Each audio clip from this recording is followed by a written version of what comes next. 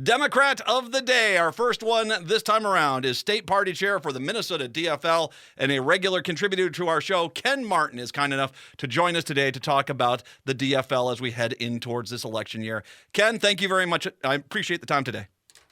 Absolutely. How you doing, Matt? It's been a while. I'm so glad to be back on. I'm glad you're back with us too, my friend. As it's been for a lot of Democrats, for a lot of DFLers. It's been a rough about 15 months or so as we have watched not only on the national level with Trump and the insanity there, but with the Minnesota House and the Minnesota Senate and the Republicans there, their clearly pro-corporate, pro-gun industry agenda. It's been hard to watch as, that's been going on. But thank God Governor Dayton has been here to kind of wrangle those guys in a little bit.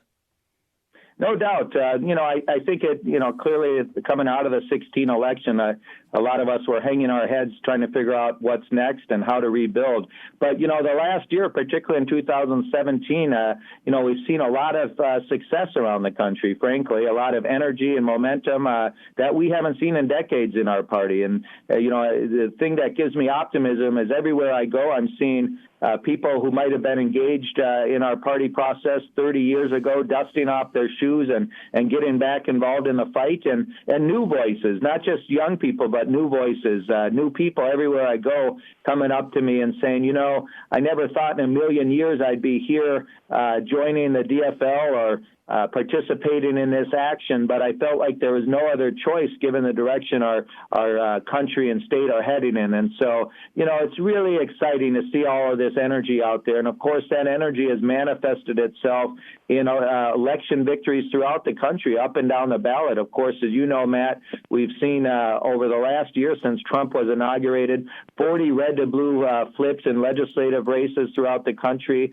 We're winning in seats like Pennsylvania 18, and just across the river and in Wisconsin, the state Supreme Court race that we won a couple weeks ago was the first statewide race that Wisconsin Democrats have won in close to a decade. So there certainly seems to be something going on underneath the radar here that we should all be optimistic about, but not overly complacent or overly confident about. We need to do the hard work, and if we do that, I think we could have a good November 6th. You definitely want to keep doing the hard work. Well, let's look at Minnesota here. On the special election night, Carla Bingham wins the open Senate seat. But one of the things I talked a lot about was that Cornish race. Now, the Republican did win down there, but that was a 15-point closure, which pretty much mimics all these national races, Wisconsin, Pennsylvania, across the board. Arizona was a 15-point closure there as well. 15 points is a lot of points. And if you're the head of the DFL, if you're seeing this trend nationally, and once again, trends are trends, you got to be a little careful with this, but there's a lot of seats that just came on the table if we're looking at a 15-point swing back to the DFL.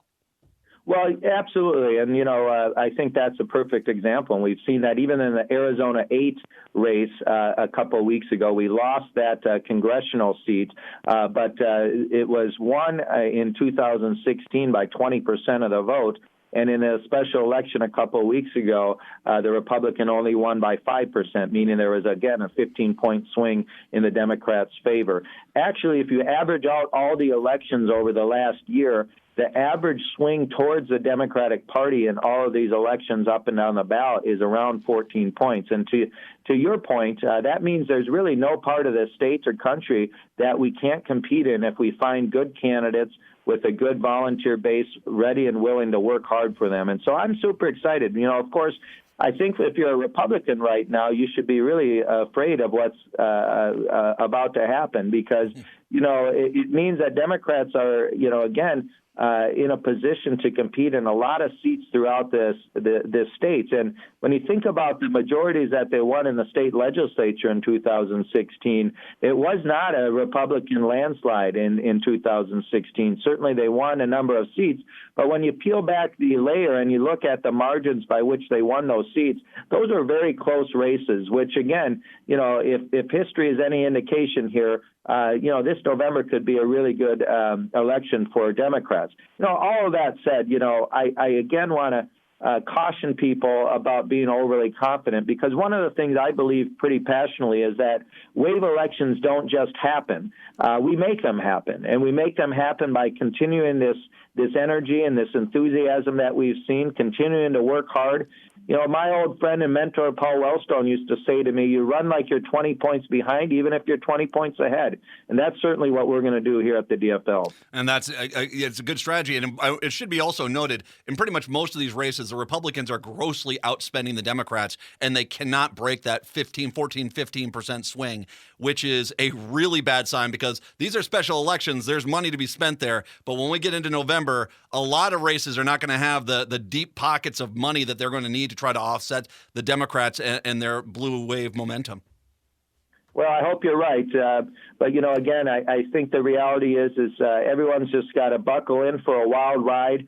We've had a lot of curveballs thrown at us here in Minnesota in recent months, and there's bound to be even more curveballs. And so I think the only way we can protect against the unknown is by working hard and making sure that the things that we control and have control over, we're doing the best job at that. All the other things that we don't have control over, what's going on in Washington, some of the other pieces that might surprise us, we can't worry about. We've got to focus on the task in front of us. And with 187 days left, we've got a lot of work to do. Let's talk about some of the races. Ken Martin from the DFL joining us right now. We got a lot of races coming up here. Let's go with, first of all, with the Senate races, the U.S. Senate races. Of course, Amy Klobuchar, her regular seat up for grabs once again this time around. She is looking pretty positive. Once again, one of the more popular senators in the entire U.S. Senate. With the other seat, Tina Smith is in a special election to finish out the rest of the term for 2 more years. Richard Painter has recently entered into the race trying to win the DFL primary. Talk about those 2 races to begin with. Well, as you mentioned, obviously Senator Klobuchar's race, we're not taking anything for granted. I think, again, what you highlighted is right. She's one of the more popular senators around the country and the most popular politician in either party here in Minnesota. And anyone who knows Amy knows how hard of a worker she is, and she's not going to take anything for granted. I do think we will win that seat on November 6th. The other Senate seat, of course, with Senator Smith, we really, at this point, the DFL party, we welcome Richard Painter and Nick Leonard and other folks that are in the race into the race. We're looking forward to a very spirited endorsement contest at the State Convention in Rochester on June 1st through 3rd. And whoever comes out of that as our endorsed candidate, we're going to work our tails off to make sure we hold this seat. This is a seat that my mentor, Paul Wellstone, used to hold, as well as Hubert Humphrey. This is a seat that has been held by some of the greatest progressives in our state's history and certainly our country's history. And the DFL party is going to do everything in its power to make sure that it's kept in Democratic hands this fall. The gubernatorial race, we've got 3 exceptional Democrats out there. You've got Rebecca Otto, the state auditor, Aaron Murphy, representative in the Minnesota House, and Tim Walz, a U.S. House representative, all running there. It's been amazingly cordial. I had the pleasure of talking with all 3 of them at the Blue State Ball a few weeks back. We really do have a really good problem. We have 3 exceptional candidates, one of which will be the DFL endorsed candidate for governor. Well, like I like to say, it's a glorious headache to have when you have the caliber of these 3 candidates running for governor as we do this year.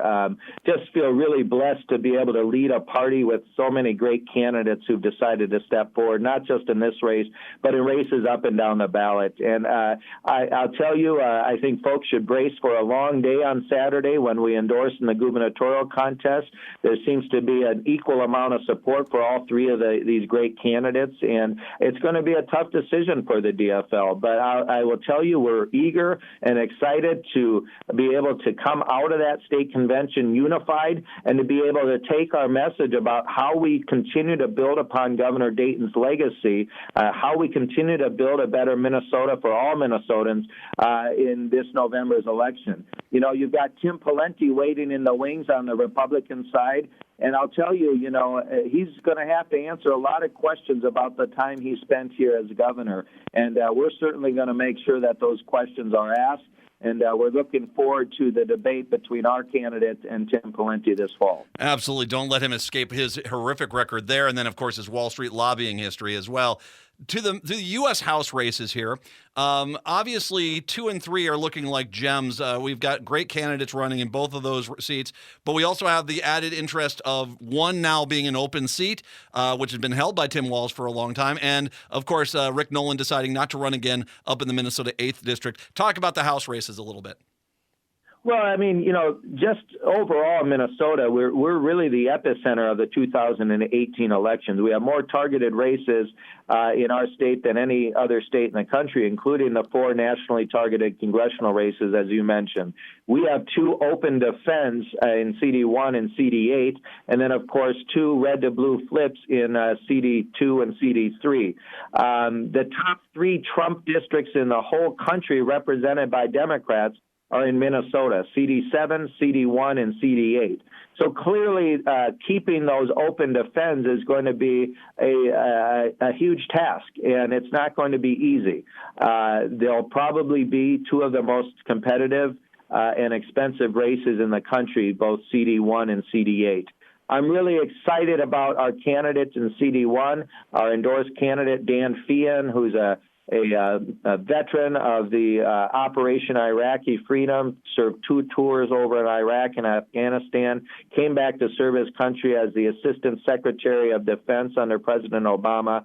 And he's a great, great candidate, and we're really excited about rolling up our sleeves and getting to work for him. Of course, in the 8th District, we've got a little bit of a primary going on there. We won't know our candidate till August 14th, but I'm confident with the caliber of candidates we have running up there. Joe Radinovich, Jason Metza, Michelle Lee, and Kirsten Kennedy. Any of the 4 of them are going to make a terrific general election candidate, and I can't wait until that primary is over so we can make sure that we keep this seat in Democratic hands as well. And then, as you mentioned, in 2 and 3, we've got fantastic candidates in CD2, Angie Craig, CD3, Dean Phillips. I think this is the year that we're going to flip both of those seats, and I couldn't be more excited and, frankly, more impressed with the candidacies already. Both Angie and Dean are running.